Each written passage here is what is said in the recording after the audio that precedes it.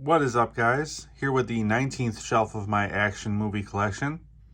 Starting off with Miracle Mile with Anthony Edwards and Mara Winningham.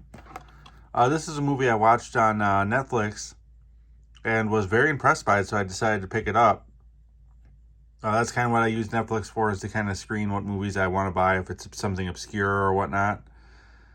Unless I can find it for cheap out there somewhere, but I got this off of Amazon, and this was pretty this was pretty hard to find. They didn't always have it in stock because it probably wasn't like a main theater type of movie, but this is really worth checking out if you haven't seen it before. It surprised the hell out of me. That's why I picked it up.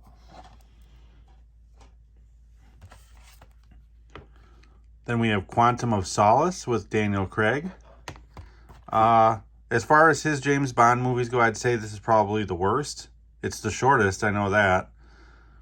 But I mean, even though it is the worst, it's still better than most other James Bond movies. So it's not saying that it's horrible and don't watch it. I'm just saying if I had to rank all of his 5 James Bond movies, this would probably be the worst one. But definitely worth checking out if you haven't seen it before or are a big James Bond fan. Daniel Craig's easily the best James Bond too, yeah. Then we've got Angel Eyes with Jennifer Lopez and Jim Caviezel.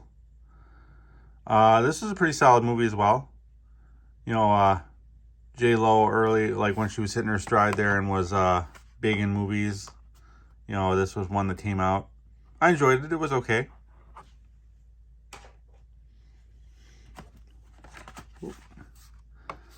Then we have Unforgiven with Clint Eastwood, Gene Hackman, Morgan Freeman, and Richard Harris. This is an okay movie to me. I don't think it was as great as a lot of other people thought it was, but it was still a real solid movie. I do love the cast. I love Clint Eastwood and Gene Hackman together, along with Morgan Freeman. So no hate there.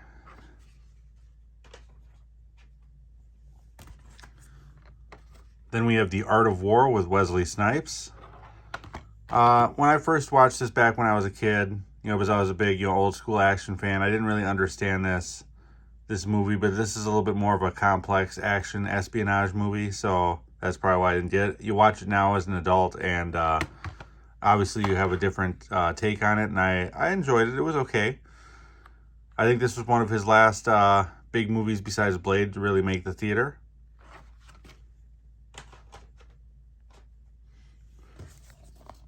Then we have The Art of War 2 with Wesley Snipes. This did not make the theater. This was a straight-to-DVD release. Definitely nowhere near what the first one was. This is a straight-to-DVD release all the way, through and through.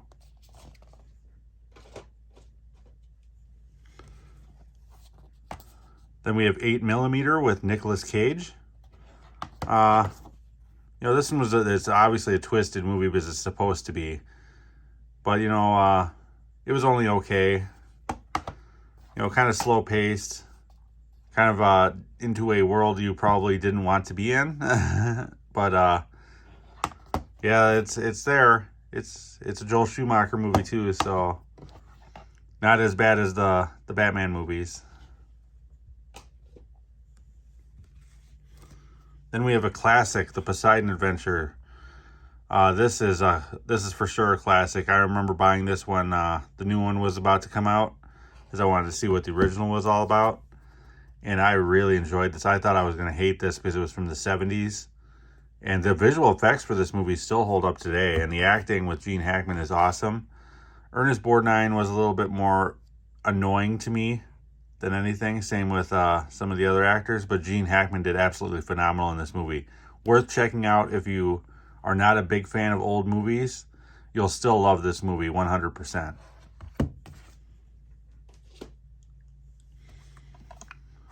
Then we have Beyond the Poseidon Adventure, which is the sequel to the Poseidon Adventure, which I couldn't believe they made a sequel to it, but I had to check it out.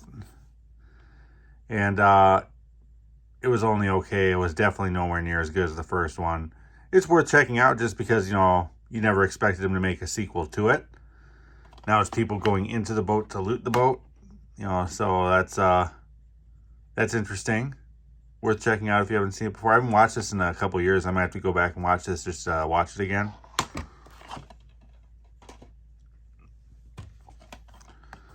Then we have The Poseidon Adventure, the Hallmark movie. I again bought this because it came out right before the movie hit the theaters. So wanted to check it out and see what it was like compared to the one that was going to be coming out. This one was okay. It was longer because it's obviously a Hallmark, 2-night deal, I'm sure. Rutger Hauer as the lead, playing Gene Hackman's role, was dumb. No one was going to believe him as a big action hero. I like Peter Weller, but yeah, it was a more of a dramatic movie than it was a disaster movie.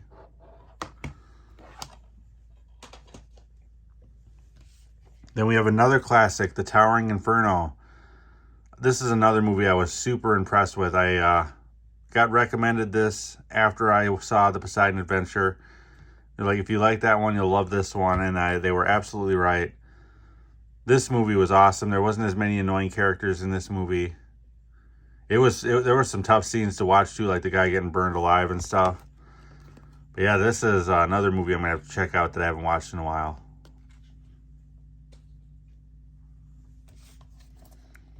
Then we have Shoot 'Em Up with Clive Owen, Paul Giamatti, and Monica Bellucci.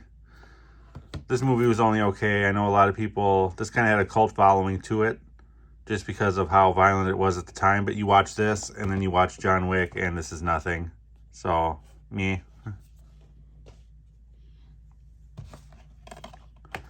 Then you have Under Suspicion with Gene Hackman, Morgan Freeman, and Monica Bellucci. And this one was not very good, in my opinion. It was kind of slow. Thomas Jane the Punisher's in there as well.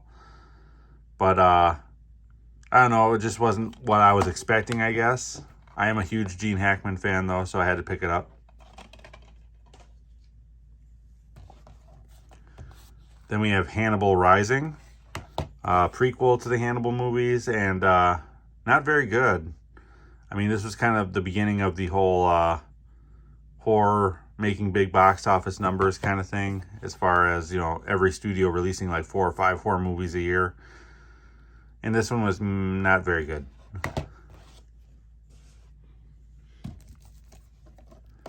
And then, of course, we've got Red Dragon. This one was a solid watch. I liked it. It was definitely in the vein of the other 2 movies. Brett Ratner did a great job with this movie. Definitely felt more like Silence of the Lambs because he was in prison and all that type of stuff. So, still really, really good. Anthony Hopkins' best character right here. And then, of course, you got to have Silence of the Lambs. Classic right here for sure. These movies, I would say Red Dragon, this one, and Hannibal are worth seeing if you've never seen them before, for sure. I would skip Hannibal Rising. You're not really missing much with that. And then, of course, you got Hannibal. I really enjoyed this one. This one, out of all of them, was my favorite one. Ridley Scott did a great job with this one. Just having, Hannibal Lecter actually out there in the world made this even more scary than him being in prison helping someone out and him being just creepy.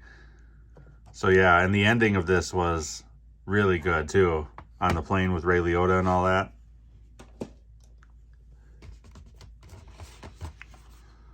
Then we have The Glimmer Man with Steven Seagal. This was a solid watch. I like this movie. This was kind of the beginning of the whole, Romeo Must Die, I guess you could say hip-hop type of martial arts movies. This was really good, though. I like this movie.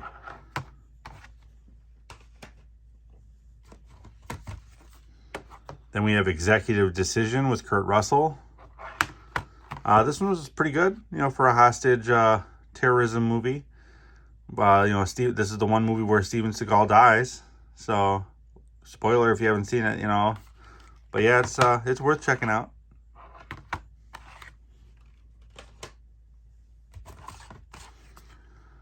Then we have Steven Seagal Out for Justice.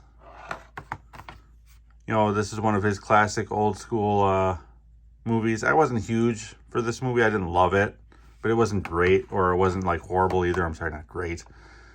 But yeah, it was okay.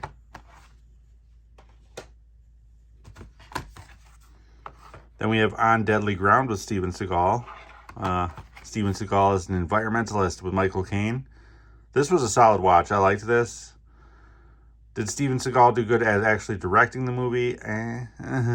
But, it still was a solid story.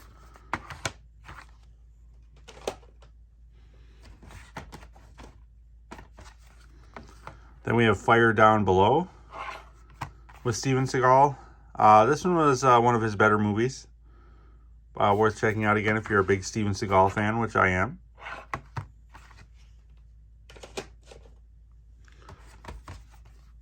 Then we have Exit Wounds. This was the movie that really got me into Steven Seagal right here. I love Exit Wounds. This is one of my favorite action movies right here. And the cast, loved almost every actor in the movie, which made it even better. Because then it didn't matter who was in the scene, you were going to enjoy it. The soundtrack was great. Just shot beautifully. The guy who directed this directed Romeo Must Die and Cradle to the Grave.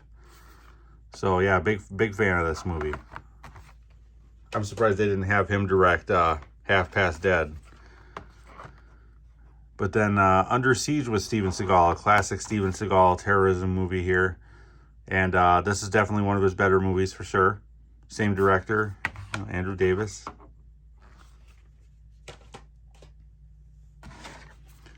And then you've got to have Under Siege 2 Dark Territory with Steven Seagal. And this one was still pretty watchable considering it was a sequel. Young Morris Chestnut in this movie.